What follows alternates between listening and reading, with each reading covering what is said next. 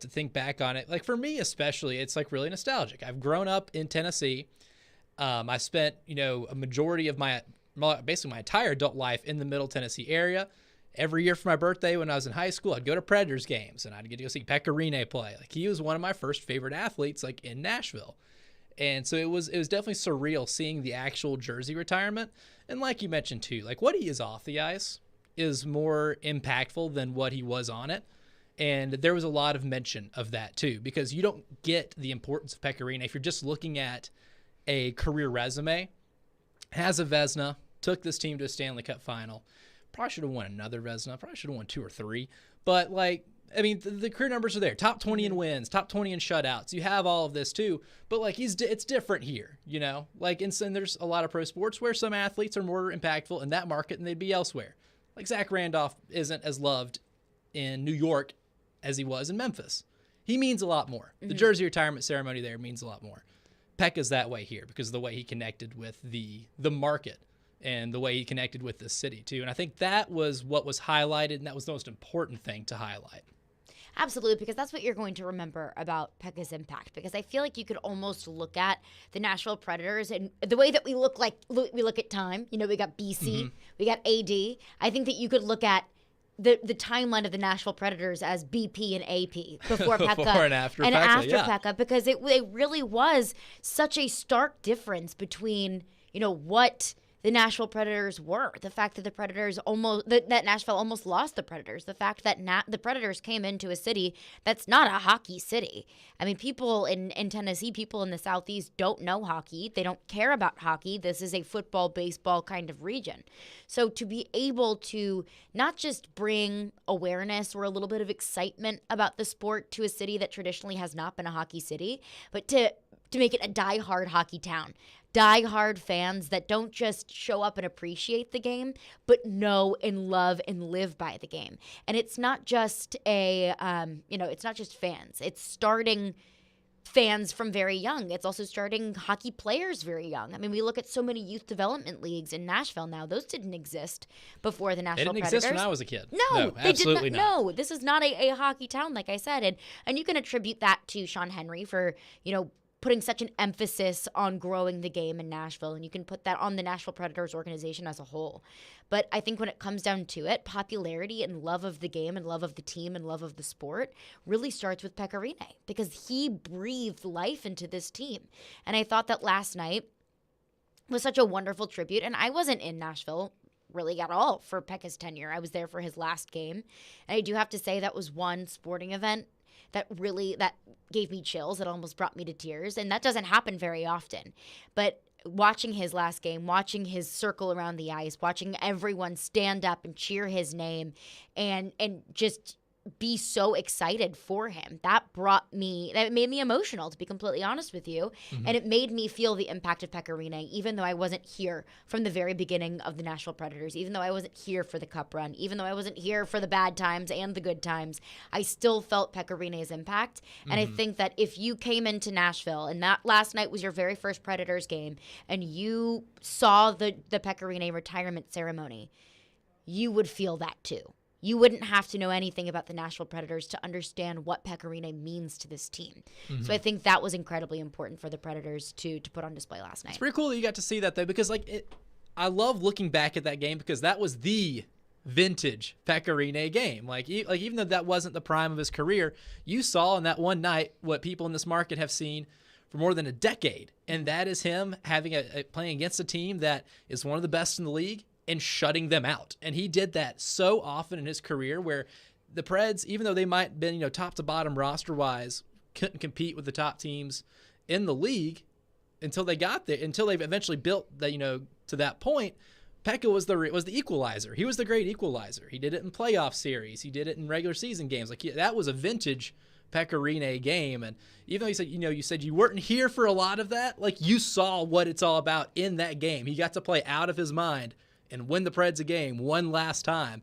So I kind of equate last night with that. It had the same feeling to it, It absolutely did, and I don't think it takes very long for anyone to be here to involve themselves with the Nashville Predators to understand that Pekka Rinne means so much to this team, and that happens very early on. It happened early for me.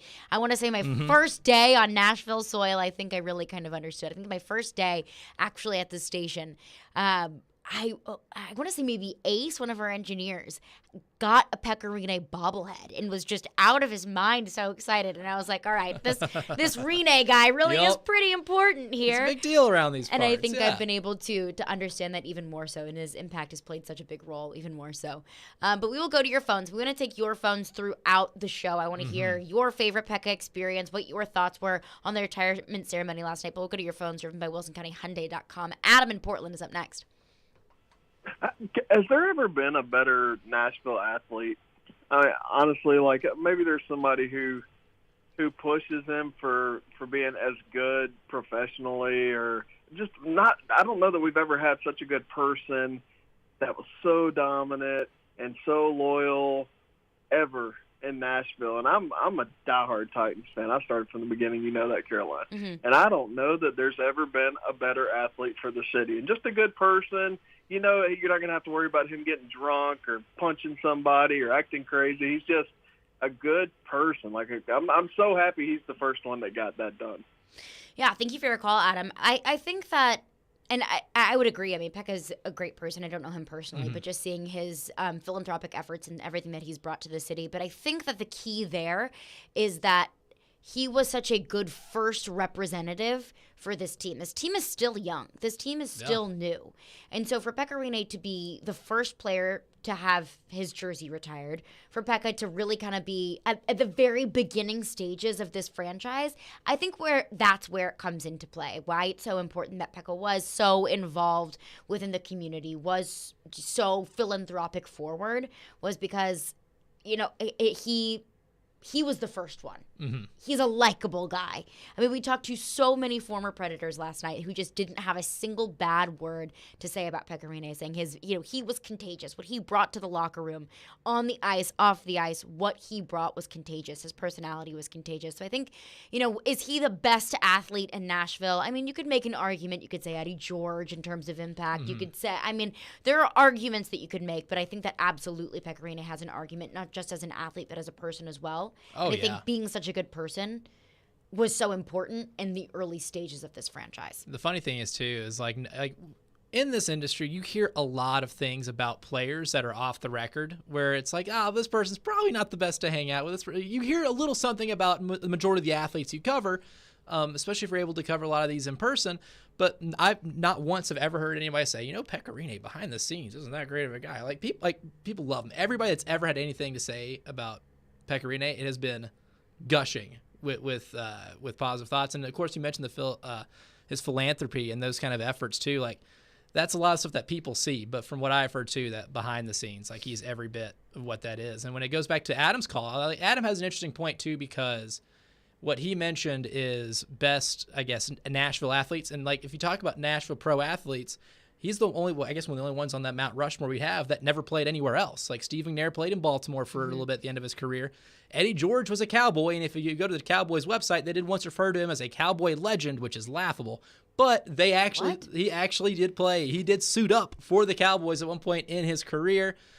So if you want to talk about the guys that are on the Nashville sports route, Mount Rushmore, he is the one that did not play in another jersey, which I think puts him in a very specific kind of light as well.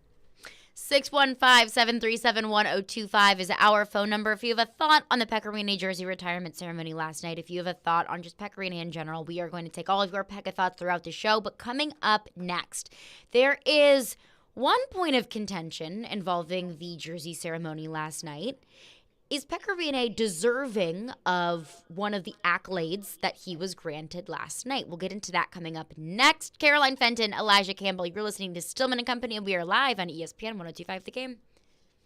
And before we do that, I want to let you all know that it is the Caesars Sportsbook Report. Now, if you haven't started betting with Caesars yet, It's not too late, but go ahead and do it now, and they will throw you a feast. Download the app and use the code RADIOEAT. One word, RADIOEAT. One word, RADIOEAT. And when you wager $50 or more total, you'll get a $250 Uber Eats gift card. Now, I've got a few bets for y'all this weekend. I had a little parlay yesterday. The Bruins pulled it out for me. The Predators pulled it out for me. But the Calgary Flames had to lose 7-1. So that one hurt just a little bit. But I am going to try to make it up for everyone with a parlay this weekend. Give me Auburn to cover the spread against Tennessee at Thompson Bowling on Saturday.